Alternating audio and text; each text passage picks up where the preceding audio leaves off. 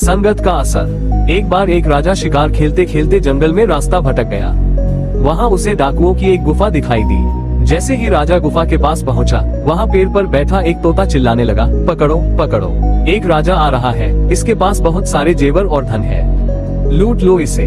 राजा डर गया और तुरंत वहाँ से भाग निकला। कुछ दूर जाने के बाद उसे एक ऋषि का आश्रम दिखाई दिया। वहाँ भी एक पेड़ पर तोता बैठा था। राजा को देखते ही वह बड़ी विनम्रता से बोला, पधारिए राजन, आपका स्वागत है। आश्रम के अंदर जाइए, पानी पीजिए और विश्राम कीजिए।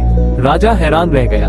उसने आश्रम के ऋषि से पूछा, ऋषिव, एक ही प्रजाति के दो पक्षियों का व्यवहार इतना अलग कैसे? ऋषि मुस्कुराए और बोले, राजन, ये सब संगति का फल है। वह तोता डाकुओं के साथ रहता है और उनकी भाषा बोलता है। ये तोता आश्रम में ऋषियों के साथ रहता है और उनकी भाषा सीख गया है।